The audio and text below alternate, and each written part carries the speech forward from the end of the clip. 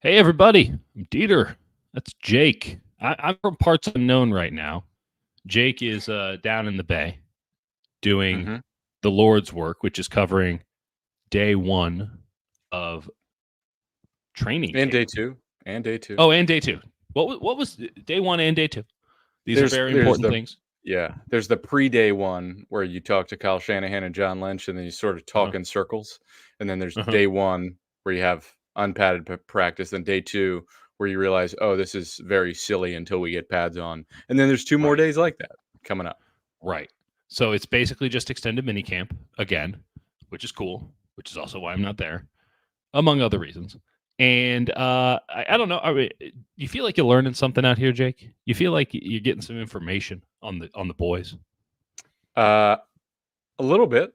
I think it's tough for the trench guys and even the linebackers, but the corners, it's really cool. Like, also, Malik Mm. Mustafa, listen, talked him up plenty before the draft. He looks Yeah. sick. Like, day 1, because the question with him is, can he actually play safety, or is he just like a Mm. speeding bullet who's gonna help in the box and maybe has some splash play potential? He's, like, playing center field on some occasions, so Mm. yesterday, he was single high, at least the way it looked to me. It looked like he was the lone Yeah. safety, I think cover 3, and he ranged over. It was a Josh, Dobbs deep ball underthrown, which is becoming a theme, and he was going for Love it. Danny Gray, who listen, Danny Gray probably, still not gonna make this team, but he's at least been out there and made a few catches and tested Good guys for Danny. vertically, which is, like, that's what he should be doing. That's his Josh thing. Dobbs threw it. Malik Mustafa ranged over, cut it off underneath. Awesome play. And like a tough ball to come down with, came down Mhm. with it. Um, he had, I want to say, another PBU today, almost an interception that he Okay. broke on. Really impressive. And I also saw him play in the slot against Logan Thomas, just clamped it. Mm. Hmm. He's there's a really good chance, like, safety is, I think, the position I was talking about with our guy Nick Wagoner. It has the Yeah. biggest variance of any position because it could Ooh. suck or it could be really, really intriguing where you've got Mhm. Talanoa Hufanga as, like, a blitzing safety. You could go if Mustafa can play high, you've got 2 young safeties in Jair Brown and Mustafa who are really intriguing. Could be a Mhm. great safety pair. Like, there's a lot there, and I think a lot hinges on what Mustafa can do. And George Odom's been out there too. He's pretty solid. Um, you know, uh, I don't have too They much to they report, signed but a he's a dude. I'd like to remind everyone they signed a dude off a Disney cruise rather than let George Odom play safety correct, last year. I'd like to correct, think that they're gonna let the rookie play over him. It sounds to me correct. as if they have, right? Like that's Mustafa is sort It's of been it's been Odom persona number and two. Jair. Yeah, it's been Odom and Jair Brown, but Mustafa's with like the second group and getting, Okay. which is almost more valuable because you're going with the second group and sort of reigning over them. And Sorensen raved about Mm. his ability to communicate, which is Okay. like we can see what he's doing out there, but if he's communicating well and actually understanding it, that's huge. 100%. I mean, listen, you're telling me things I like to hear. Safeties are destiny in the NFL, and as we talked about on the last go round, pretty concerning the lack of safety depth. As much as you and I both love Mustafa, you identified Mustafa weeks before anybody else. You might have been the first one on the Mustafa train in the whole draft world. As much as we enjoy a Malik Mustafa, it, he's still a rookie at a position where rookies are generally not successful. And again, 2 days unpadded practice. We're gonna find out, but it's telling to me that you're like, hell yeah, brother. This is Yeah. this is it. There was there This was is a guy. also there's also on day 1, Juwan Jennings has looked himself. He's sick. He's just awesome. Great And football player. he's like just a pain for people. Like, 100%. there was a play where Jennings caught a ball over the middle and Mustafa was right there and Mustafa was like, and he had to pull up. And Yeah. that contact, I know they're not really going to do that, but like Jennings is like the type of guy who would like Yeah. lean into that sort of contact. I really wish we could have seen that. This is how we get training camp fights, which, I'm all for, if we're being honest. Okay, Malik We'll get Mustafa has impressed you, but we got to swing it back to the guys who aren't there. And Brandon Ayuk is, I guess, technically there. He's going full Friday, my neck, my back, my neck, and my back, which is a great look. I mean, just another grade A performance. What's Kyle up? not even pretending to No, he's yeah. he's holding in, he's got a back injury or Whatever, man. something. You know how this works. Yeah. I mean, I appreciate Kyle being just a realist about all of it and just being like, he's holding in. Like, he made up an injury. We can't say that he doesn't have it, and we're gonna, whatever, man. Like, I get it. Like, I'm not blaming the guy. And listen, it's a pretty prudent move fiscally for him. When you're just talking about that's a lot of money that he gets to keep in his pocket. And the Niners have been cool with hold-ins in the past. So I don't know if it portends anything positive or negative for Brandon Ayuk's next contract. I don't think there's a read that we can get on it. Do you have any feeling on the matter now that Brandon Ayuk is there and not practicing? I think the Trent thing complicates it because if you're the 49ers, you're going, Brandon, we don't care right now. Go like Trent Williams needs he's not coming. Yeah, that's right. And otherwise we have to play Jalen Moore, who got listen, they like to talk up Jalen Moore as a swing tackle, whatever. There's not many great backup tackles out there. But there's not a lot of great tackles in general, much less starters. Right. But Yetur Gross-Matos and Nick Bosa are just cooking on either side of the offensive line. Just they're wreaking havoc out there. I want the longer that goes on, I want to put a pin in Yetur Gross-Matos. But so during minicamp, we had Chris Forster, the offensive line coach, run game coordinator, going on about how much he loves Jalen Moore and how he almost feels bad for Jalen Moore because Jalen Moore constantly has to fill in for Trent Williams, who, by the way, has effectively been holding in his entire 49ers career. So the only way for him to get attention from the 49ers on a contract dispute is to actually hold out and start taking the fines. That's my logic on the matter. The dude hasn't actually. Kyle Shanahan says he doesn't bend his knees until Sunday. Does not bend his knees until Sunday. Not as a joke. I think he's dead serious. I've heard multiple people say he doesn't bend his knees. Kind of important for a left tackle. So the dude doesn't practice. I don't mind that he's not practicing because he doesn't practice. And good on him. I mean, if he wants to pay the money, that's his prerogative. I'd like to think he's liquid enough to do it. He's made a lot of money in the league. And it does put some pressure on the 49ers because, as I wrote in my column going into today, he might be the most important player in football in 2025 or whatever the hell this season is, 2024, 2025. Yeah. And because you asked me about it. Yeah. When Jeremy Fowler came out and he said there are whispers that Trent, wants a new contract. And I sort of shrugged it off a little bit, probably too much because I don't think I realized none of the money for the next 3 seasons is guaranteed. He's been paid all of the guaranteed money he got in his contract, and he's got $20.5 million of base salary that once the season starts fully guarantees. So he can bet on that. But after this season, he can't really fully bet on any of that money. And granted, it's Trent Williams, so if he plays it out, great. But the entire focus, a few things. The entire focus of the 49ers front office next season is Brock Purdy and paying him probably $55 million a year. Number 2, they have done it with Juice and Eric Armstead, where they're like, "Hey, you want a pay cut? If you don't want it, we're going to cut you." They probably there's a little bit of a difference there between those guys and 71. I agree. I'm just saying there's momentum towards trimming. We know the era of austerity is soon to be upon us. And Trent is 36. Coming off of Super Bowl that he really struggled. I watched it recently the other day where Mike Pennell just bowled him. It was hard to watch, but his season on the whole was great, and he's still elite. And this is the last time he's going to have this much leverage. And in a situation where the 49ers are we're going for the Super Bowl, and he's going, okay, you absolutely need me more than any other player probably besides Brock Purdy. And even with Purdy, you could probably you can make the argument that you need Trent Williams more.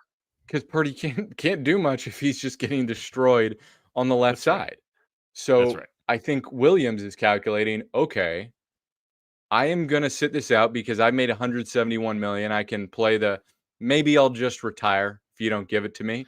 Right. Um, he's got leverage in a way Ayuk does not have, and Trent can Correct. say, "I'm good. You don't want to pay me what I Hmm. want. I'm Hmm. actually good." And I don't think that's what he wants to do. I think he cares a ton about his legacy. I think he really does want to compete for another Super Bowl. Like, I don't think he's just money hungry, but like also brutal sport. This is his real last chance to cash in and get a guaranteed upfront money. Yeah. Go for it because he's not going to be the priority next offseason. That's a great point. I would also note that the reason that this hadn't been taken care of in a serious way is because the 49ers legitimately never know if Trent Williams is going to show up to training camp. Full stop. Right. Like at any moment, that dude could just decide, nah, I'm good and walk away. And they've sort of lived on this unspoken understanding that this could be, I mean, I guess it's been spoken because I found out about it, but like there is just this omnipresent threat throughout the 49ers that Trent Williams at any point, including mid-season when it was once suggested he might just quit halfway through a year, that he might just say, I'm good. I'm done. And he goes. After the Super Bowl, I mean, there was another batch of it. Before last season, there was a batch of, will he retire? Will he retire? And it wasn't just, hey, you're old. When are you going to quit? Energy coming from the media and stuff. It was like stuff leaking out. So Trent doesn't do loud business. I mean, right, the only thing we heard from this was Jeremy Fowler. I think the record will show that I said never question anything Jeremy Fowler says. I can understand why the 49ers had not taken care of this because I don't think Trent had made a stink about it until he just didn't show up to camp. And I think that maybe the 49ers are saying, well, if he wants something, he'll ask for it. Right. And I will say this against the 49ers right now.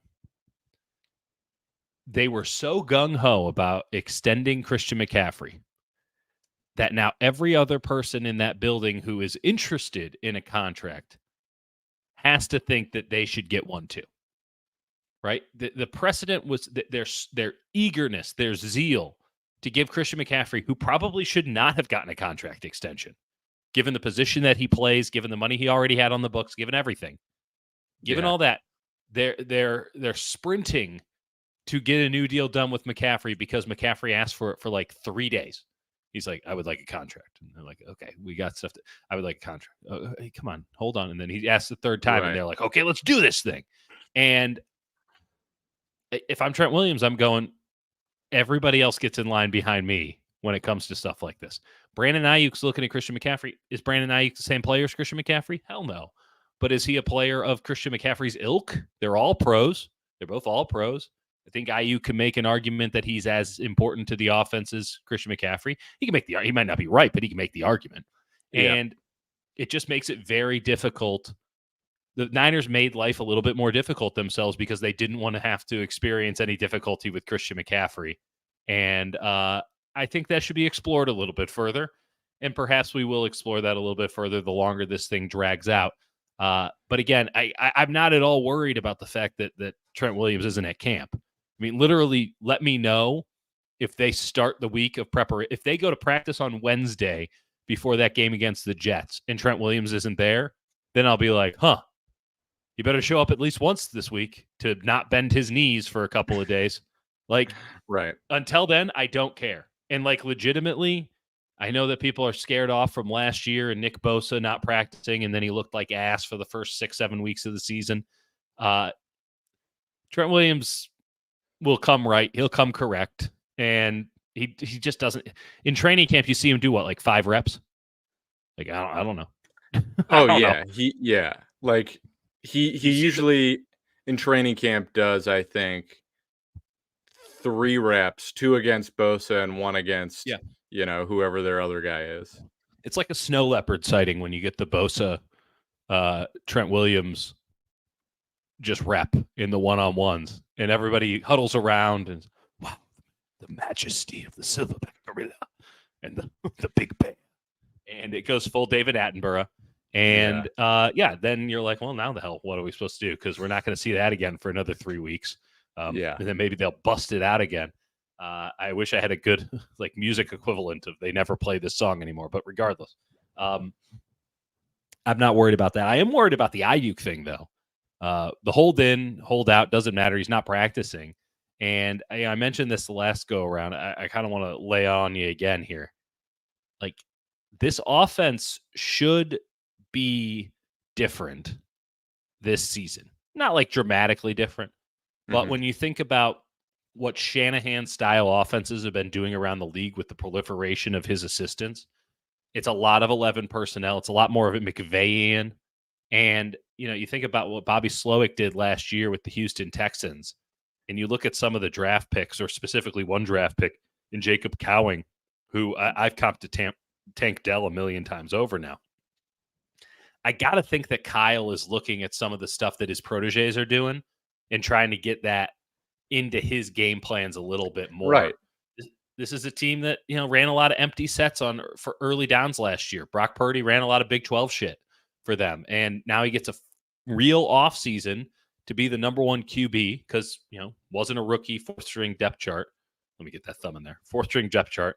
Wasn't, coming off of an internal brace surgery. Now he gets a full preseason to rep new stuff, and Kyle can throw in new stuff, and you don't have your X receiver. And the X receiver should be the fulcrum of all this stuff. And it's going to be interesting. Who's playing X receiver right now, Jake? Jennings? I think it's it's Jennings. A legitimate option. Yeah, they're just throwing it to Debo every time on ends and slants. And it's going great. Debo looks it's Jimmy. Funny. Well, what's funny is like they're making him just play like normal wide receiver. There's no even motion or going into the backfield or anything like that. It's day 2, but no, it's just, hey, go play actual wide receiver. Let's keep this shit real basic and it's fun because like Debo's getting the best reps from everybody, and he's winning most of them. Like he's still. I mean, that's his bread and butter, right? It's just like crossers and ends and digs and digs and digs and digs and digs. Right.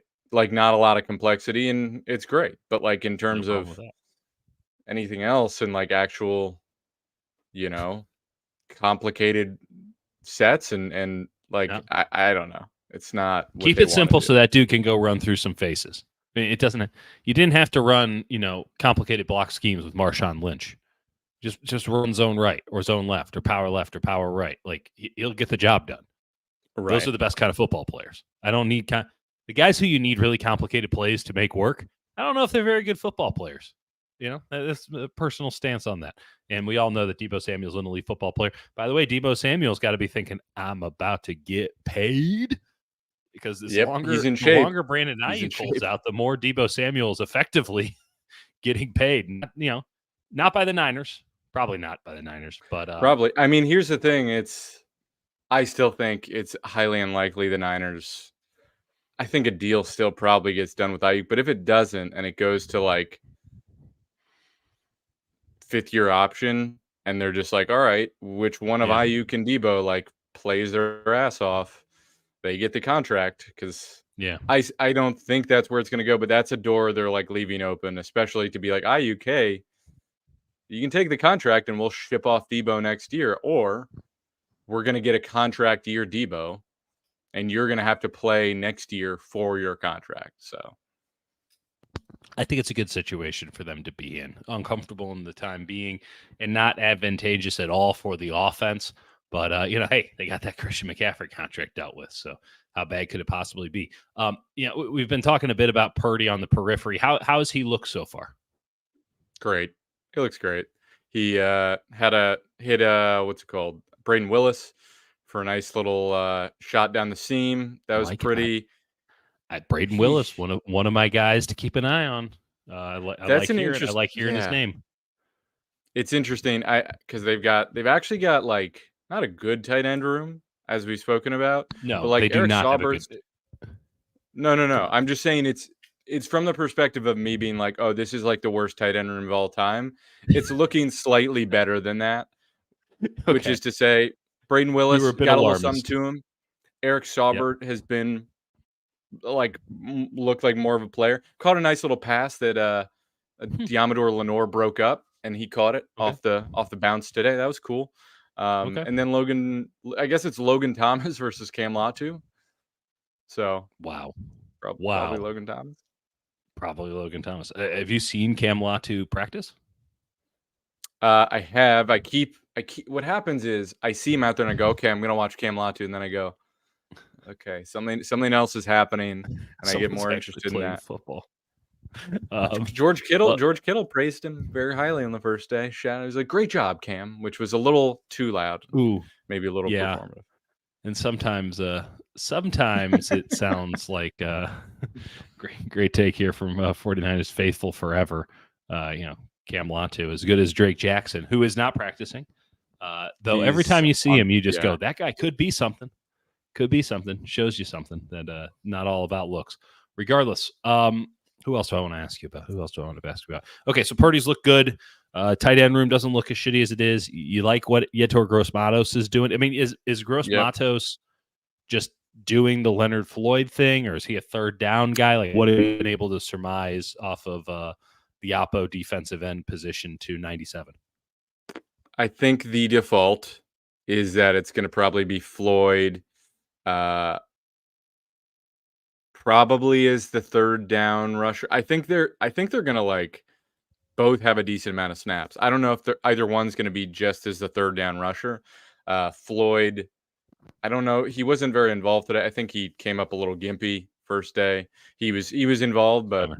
um, he didn't do too much today. So Yetur Gross-Matos got a lot of snaps with the ones and looked really good. And I think the 49ers will Yeah. just say, whoever like looks the best gets the most opportunities, and we'll see who's the best pass rusher. I think realistically, Gross-Matos figures to be an early down player at the start of On the the outside. season. Yeah, and You think then I've been suggesting now for a couple of months that they could slide him inside on third down. I agree. Having seen him take some reps now, is that something that seems Yeah, viable to you? dude is a specimen. Like he's fucking large. And he wreaked at like he got in the backfield a bunch today. He and Fred Warner had like a great run stop, and it was like whenever Bosa would get in, he was right there behind him. So, and I think just with his frame, you can put him anywhere. You can genuinely Yeah. put him anywhere. And they got him locked up for two. Like, I think that's a sneaky good addition that we kind We of thought thought it so might too. be. We were trying to I be liked it a cautious. lot better than Floyd. I liked it a lot better than Right. Floyd. I think the Floyd thing is going to look horrendous. I think that Yep. the juice got squeezed out of the lemon there, or the orange, or whatever citrus you'd like to use. Yeah. That's the positive, because he was an outstanding player for a very long time. But the way that he performed the second half of last year in Buffalo was it should have given the 49ers a significant amount more pause. Yeah. I found it insane, the rhetoric coming out of 49 about Leonard Floyd. And I'm like, do you guys watch the final 8 weeks? Because I just did. And let me tell you, didn't like what I saw. And there was no evident injury. And the whole thing about him is, well, he always plays. And it's like, yeah, but he's playing like that.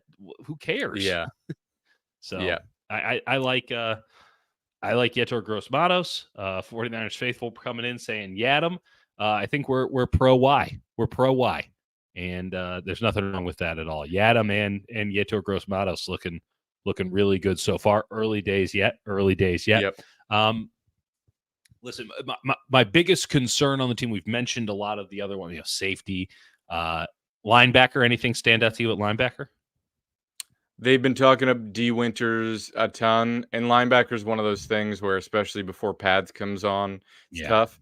D Winters, I've definitely seen him a couple times where he hasn't had like a pass breakup, but he's been right there. Mm-hmm. And in a game, it'd be a short catch, immediate tackle, which is sort of an underrated area of playing linebacker, is like making the immediate tackle. Right. Like making them nickel and dime their way down the field. and he looks like he's in a position to do that. Curtis Robinson getting first team reps is not surprising. He's sort of just been there forever, and they don't really, it doesn't matter who they put as the will. Like, he's not really getting first team reps. It's like Will. But he's wearing as 36 a Sam now, or as a Will? Sam. I meant to say Sam. Sam. Okay. Yeah. We don't like Sam. Yeah, Sams don't exist. If we're talking Sam linebacker, it's Mustafa or, let's be honest, Yeah, it's Mustafa's all over the place. He's like a guy where, as much as like I went in being excited for him, like what he's actually done, you actually can't take your eyes off him. Like it's you're gonna have a great time. It's gonna be great. Okay, so linebacker, we still need some more time. Another massive concern, we talked about safety. Backup quarterback.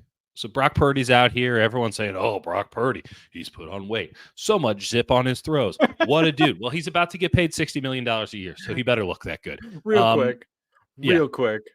Yeah. People do this where they go, it's like, it's fetish level. Let me just like, people are like, so did you sexy. put on weight? What a quarterback. Are you stronger? Did you get bigger? You a big boy? Like, what is, like, it's so weird.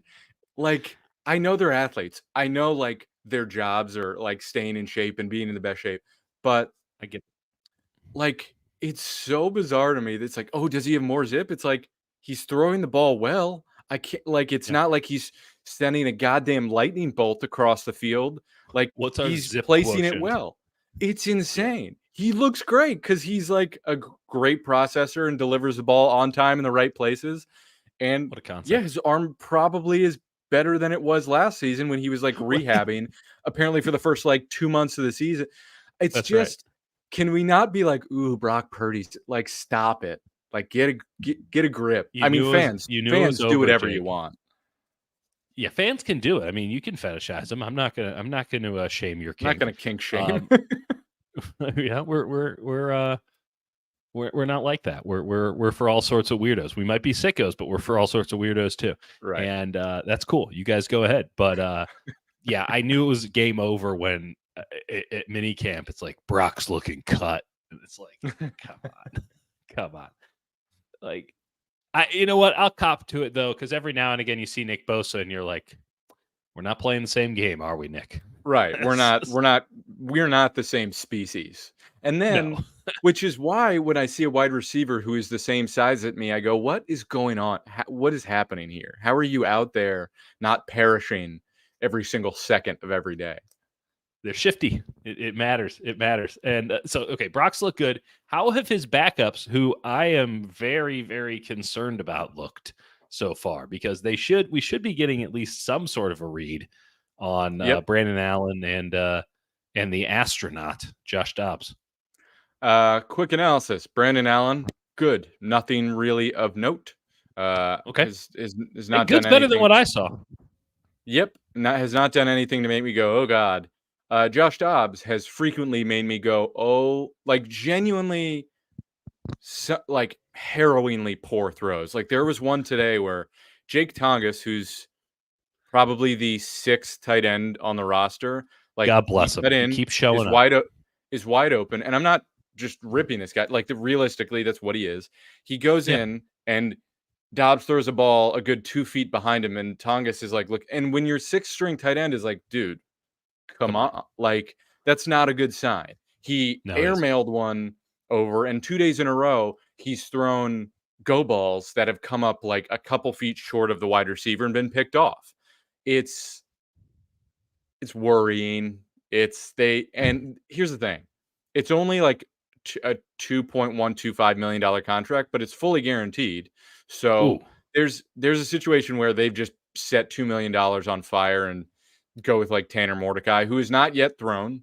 And I would really be interested to see, because from what I've seen, and Dobbs is like taking time getting like plays in, like in OTAs, we saw that. And I was like, all right, maybe I'm overreacting, but it's just like, you just know the timing. Like, a play gets sent to the quarterback, they put it in.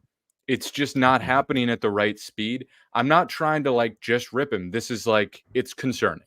It's concerning. It's listen, I found it very interesting last year. He had his moments, right? He was on a couple different teams, and he would show up and without any practice, I believe in one case specifically without any practice, Yes. and without really even knowing the playbook, he went out and won games. And then they actually were able to teach him the playbook, and he is, by all accounts, a very bright guy and a lovely man.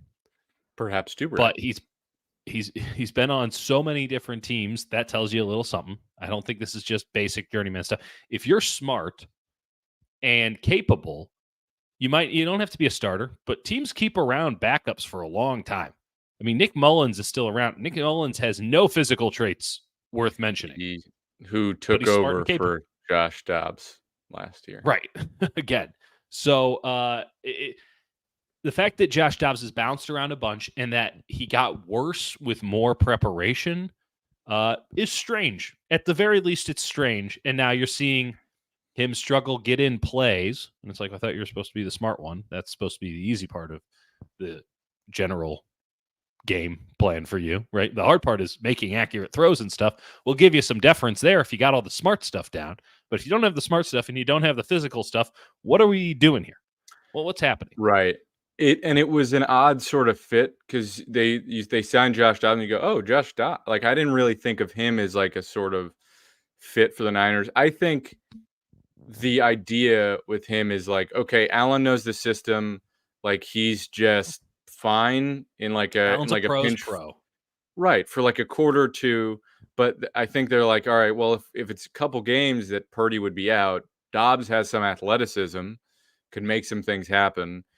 It might be worth having a guy like that for cheap around. And, he's smart. He'll get the system. Right now, he just looks a little bit lost out there. And we'll see. We'll see as it develops. But I've been pretty unimpressed. And there's not a lot of guys who've totally unimpressed me so far. It's mostly just him.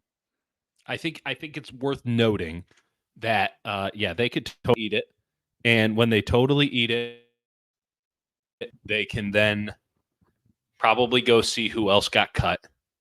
And it doesn't mean they have to initially sign him, but who was the quarterback they just sort of kept around a couple of years ago?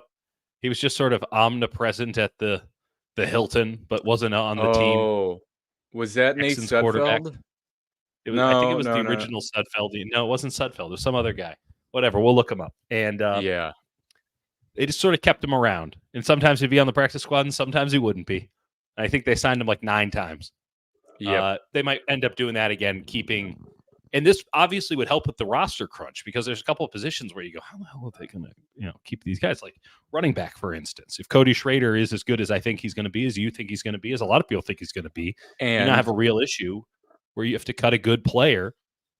Maybe not Schrader, maybe it's JP Mason, or maybe it's somebody else, but you're cutting a good player because you can't keep as many running backs as you want. Well, not carrying 3 quarterbacks because you have an astronaut back there is a good way to do it. You just go with 2 and then you play the practice squad game because let's be honest, you're fucked if you're going to your 3rd quarterback anyway. You might as well not eat the roster spot on a day in, day out basis if you're just going to go with the veteran. But I would like to see Mordecai. Mordecai would be interesting. I would like to see Mordecai. And one thing just on Schrader, Garendo pulled his hammy yesterday.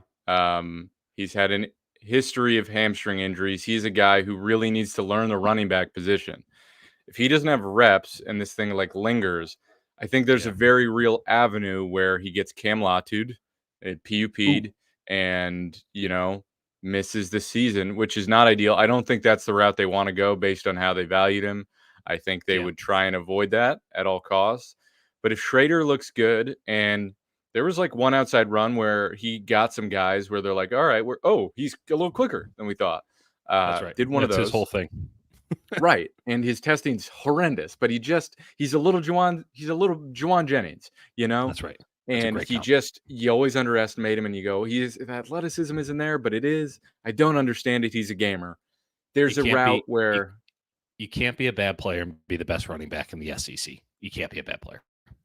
You can't. I don't care what you tested.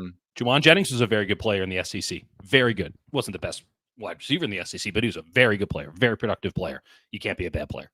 You can't. Yeah. Now, if you're doing that shit at, Nevada, no offense to my Mountain West folks, if you're doing that shit Wolfpack? at Bowling Green, or Western Kentucky, who we'll Western get to in a Kentucky. second. If you're kicking ass in Conference USA, the MAC or Mountain West, there's a different conversation to be had when you test like shit. But if you test like shit, but you just put up mad numbers in the SEC against SEC teams, against elite competition, I'll look the other way. Yeah. And honestly, if it was in reverse, I would be like skeptical, right? And we've seen that. I mean, how many times have we seen that where you go, well, he played at Georgia, and he has these great testing numbers. Not to single out Georgia, who puts a ton of really good players in the NFL, but like, he played in the SEC and he has these numbers. And it's like, yeah, then why did he ever do anything when he was in college? Right. And sometimes there's viable reasons, and sounds a sometimes they're little just bit not like good a football shot. players. Sounds a little bit like I'm a sorry, shot what's at it? Robert Beal. Robert Beal, who was Yeah, that was a rotational shot at Robert offensive Beal. end It at was a Georgia. personal personal affront to Robert He Beal. also looks genuinely a little bigger. Not to be Mm. weird, but Is he looking cut? Are you liking what you're seeing? I'm glad I'm not there. Wait until they put on pads. Then you won't have to worry about their physiques as much. some people still will. Some people still will. Jake, I mean, this is all fun and games and not Right. terribly important. Tell me about what's going on with Western Kentucky and your NCAA dynasty. So, folks, I know you've all been waiting for this moment, I mean, they're and the 36 minutes in, and they're like, give me the Hilltoppers, the Hilltop Listen, update. It's tough, right? You go through your whole season, and then it's Hilltop over. of the hour. It's over one day, and then you've got this whole offseason process, and you're waiting. You're trying to find out what's this recruiting class going to look like? What is the future of the Western Kentucky Hilltoppers? Is Big Red going to eat the competition, swallow them up into his giant big belly, and just That's right. what is our future? And so as it stands, I've been through 2 seasons with the Hilltoppers. First season, 6-6, won the New Orleans Bowl. The R&L Carriers Bowl? It's no longer called that. Yeah, I think it might be called it's some sort of credit union bowl in New Orleans. Absolutely. Yeah. Won that one. Felt good about it. Had a pretty solid recruiting class. Last year, stumbled into hiring the defensive coordinator of the season. Went 10-0 to start. Then we faced a 3-7 LSU team who smacked us. Then we lost like one more game, and then won our conference championship. Won another bowl game, and that brings us to our newest recruiting class. Got a 5-star quarterback out of nowhere. Just sent the house at him. Freshman quarterback, 5-star starting. I didn't look at the schedule, which was a huge monumental mistake because I skipped the first game, assuming it was like an FCS team. FCS East, Yeah, we lose. Next game, number 2 Georgia on the schedule. I don't know who scheduled this. I tried so many times, get walloped. We lose by 14, but it's like 51-37. We can't stop them. Next game is where we're currently at. LSU. What is your schedule? In two games, we face six seeded Texas A&M. Whoever scheduled us is a sick person. And listen, I know this is your job. I know I run this program. I'm not doing the best job of this sleep at the wheel. I should have outsourced it. Listen, we came off a season where we were at one point ranked 21st, and the SEC went, all right, let's take a little bite out of the Hilltoppers, and they went for a chunk. They went for blood, and they're getting that blood. And we have a few players we need who are in threat of transferring, and it's going to be a long season, folks. Okay. Jake, what are you excited to see in the remainder of Block 1 of 49ers training camp now that we've given you that elite sojourn? The remainder of Block 1, I'm going to keep watching Malik, Mustafa. What I really am interested in, I want to watch more of the linebackers, but it's so tough without pads. I want to see more of the interior offensive line, and I know there's no pads. I know it's like impossible to evaluate that in the first block. Yeah, but I want to watch some of that, see what those guys do, at least in 11s. But yeah, I'm gonna keep watching the safeties and the corners and their movement, and it's gonna be entertaining. And I want to watch a little bit more of Jacob Cowing because I haven't seen too much of him. Has he been getting a lot of reps, Cowing? Not too many. He had one little swing pass today that he caught and zipped off down the sideline, where I was like, that's what that should look like. That's right. Um, He Danny runs through Gray is routes. He runs them also, exceptionally. yeah, Danny Gray has also looked like okay. He Good for made him. some catches, but also like should have had a catch today that he jumped for that Samuel Womack broke up. So, Hey, love to hear yeah, my man Sammy Womack getting some love. they've got a lot of questions at corner, man. Like, and good questions. I Good mean, like, questions. there's Good just questions. They got so many. dudes. You could realistically keep like 7 guys, 8 guys. You're not going to do that ever at corner, but you'd be like, these guys deserve to make the team, and that maybe doesn't Indulge exist. me here for a second. So Yep. Ward, Yadam, Lenore, Thomas, right? You can keep Thomas. He's started. I'm just saying you can keep him. I'm not saying that he's got to stay. I'm just saying you can keep him. Okay. Obviously, Renardo Green. That's Okay, yeah. that's 5. Okay, To Womack. me, put Thomas to the side. Like, Okay, you got 4. Womack, Luter. That's 7. Mm-hmm. That's 7. That's 7 corners Yeah. vying for 6 spots. Yeah, and Chase Lucas, who's a special teamer, Oh, that's right, and Chase that Lucas. slot corner. So that's like really 9 guys for 6 spots. Who's the 9th? I mentioned we got Ward, Lenore, Renardo Green, Yadam. Yadam. I think Luter's like borderline a lock, and then so you've got 8 guys for 6 spots. 8 guys for 6 spots. 8 guys for 6 spots. Luter being a near lock. What makes you say that? He looks good. They keep raving about him. They were like, "Oh yeah, Rock Ya-Sin. That was the other guy." Thank you, 49ers faithful forever. Appreciate it. I was missing somebody. I've never seen him practice. He made a pulled couple. his groin the second he showed up at minicamp. So I haven't seen. He had a pass breakup day 1 and had another play that he should have broken it up, but Debo held on, but stopped him for like, 2 yards. But yeah, like that's I honestly think I've heard rave stuff about Rock Ya-Sin. I liked him a lot coming out of college. So did the 49ers. And then when he played for the Colts, I didn't hear really anything from folks who had him with the Raiders. But when he played for the Colts, people were like, "Oh, this guy has the ability to be like one of the best in the league." And it just never came together, and it probably never will, if we're being honest. But they raved about the talent, and like in practice, they were saying he was just the absolute truth.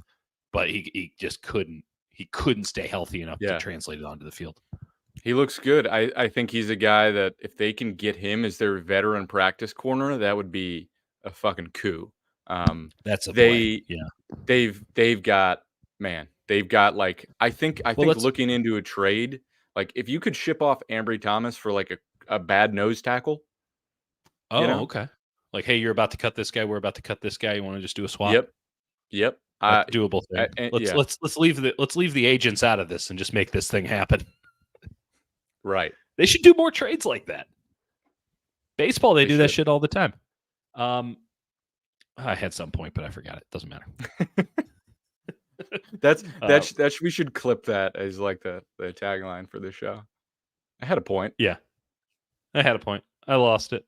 Jake, I'm not going to lie to you. We're running on very little sleep, and I've only hydrated with light to medium bodied beers as of late. So this has all kind of gone to hell in a handbasket.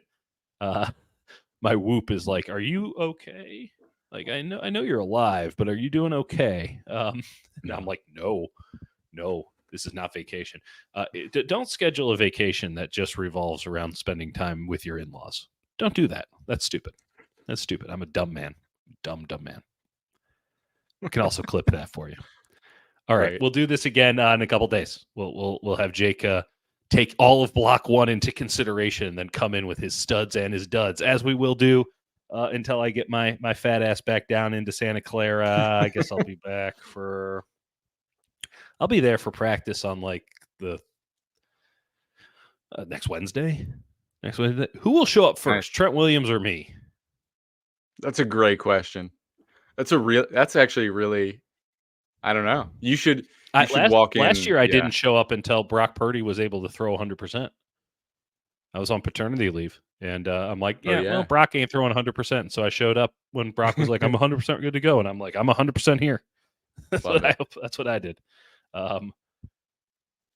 Jake, I used to give so much of a damn about training camp, and I'm not going to lie to you, I'm not sure it's all that important anymore. Not to undercut everything we're doing here, Yeah. but like, It's also like we're covering a team where so many of the spots are covered. So it's really like, is this third string safety? Maybe the second safety, you know? yeah, Like yeah, we care about that stuff, and our audience I cares do. about that stuff. And I'm still taking, for those of you that are still here, I'm still taking copious notes. I'm a sick Oh man. yeah, I'm alone at the back of the end zone, just like, oh yeah, he's is looking real is cut.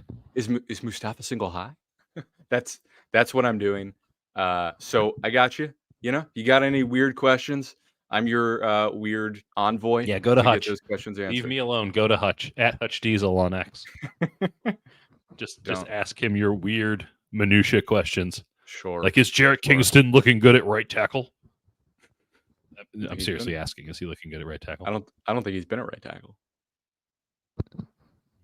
Shows what you know. Okay. We'll do this again in a couple days. Thanks everybody for tuning in. Appreciate you.